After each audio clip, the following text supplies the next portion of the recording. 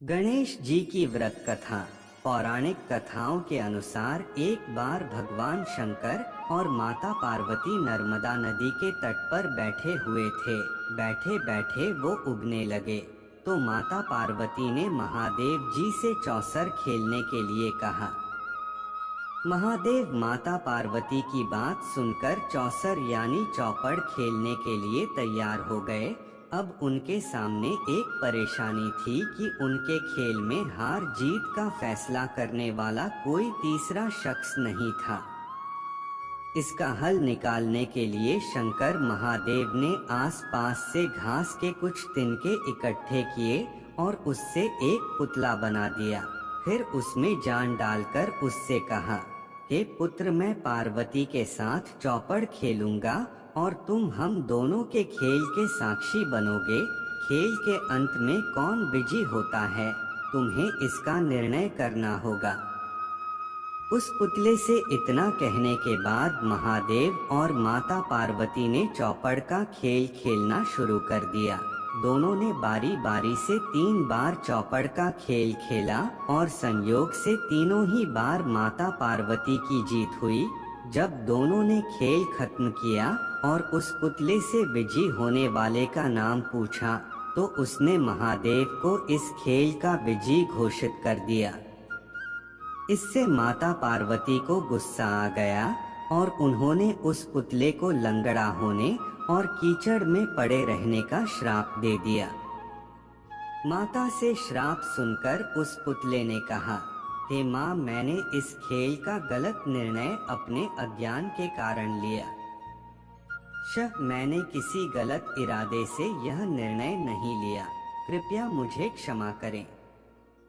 पुतले की बात सुनकर माता पार्वती को दया आ गई और उन्होंने उससे कहा, 1 साल बाद यहाँ पर गणेश की पूजा करने के लिए नाग कन्याएं आएंगी, उनसे पूछकर तुम गणेश व्रत और पूजन करना।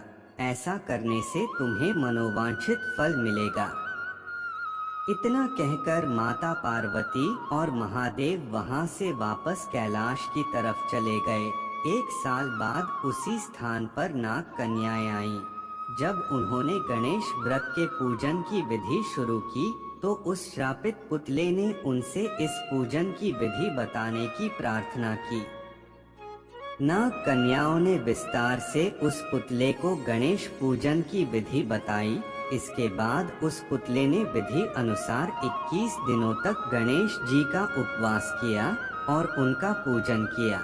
इस पूजन से गणेश जी काफी प्रसन्न हुए और उन्होंने उस पुतले को मनोवांछित वर मांगने के लिए कहा। पुतले ने कहा, हे प्रभु, आप मेरे पैरों में इतनी शक्ति दें कि मैं कैलाश पर्वत पर जाकर अपने माता पिता से मिल सकूं और उन्हें प्रसन्न कर सकूं। गणेश जी ने तथास्तु बोला और वहां से वे चले गए। इसके बाद पुतला रूपी वह बालक चलते हुए कैलाश पर्वत तक पहुंचा और वहां पर वह भगवान शिव से मिला। महादेव से उसने सारी बात बताई। बालक की बात सुनकर महादेव ने भी 21 दिनों तक गणेश व्रत करने की इच्छा जाहिर की। दरअसल चौपड़ के खेल वाले दिन माता पार्वती महादेव से भी नाराज होकर कैलाश छोड़कर वहां से चली गई थीं। माता पार्वती को मनाने के लिए महादेव ने भी 21 दिनों तक गणेश व्रत किया। ऐसा करने से माता पार्वती 21वें दिन कैलाश पर्वत वापस आ गई और उनके मन में महादेव के लिए जो नाराजगी थी वो भी खत्म हो गई। माता पार्वती के वापस आने पर महादेव ने सारी बात उन्हें बताई। यह सुनकर माता पार्वती के मन में भी अपने बड़े पुत्र कार्तिकेय से मिलने की इच्छा उत्पन्न हुई। उन्होंने 21 दिनों तक गणेश व्रत करने का निर्णय लिया। उस पुतले रूपी बालक द्वारा बताई गई विधि के अनुसार माता पार्वती ने 21 दिनों तक गणेश जी का उपवास किया और विधि से पूजा अर्चना भी की। व्रत के 21वें दिन ही कार्तिकेय खुद ही अपनी माता पार्वती से मिलने के लिए कैलाश पर आ गए।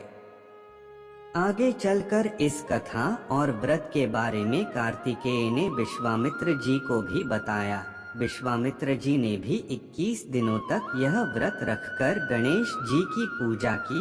भगवान गणेश ने प्रसन्न होकर उन्हें ब्रह्मऋषि होने का वरदान दे दिया। कहानी से सीख गणेश चतुर्थी व्रत कथा के जरिए गणपति देव को प्रसन्न किया जा सकता है। सच्चे मन से इनका उपवास करने से मनोकामनाएं शीघ्र ही पूरी हो जाती हैं।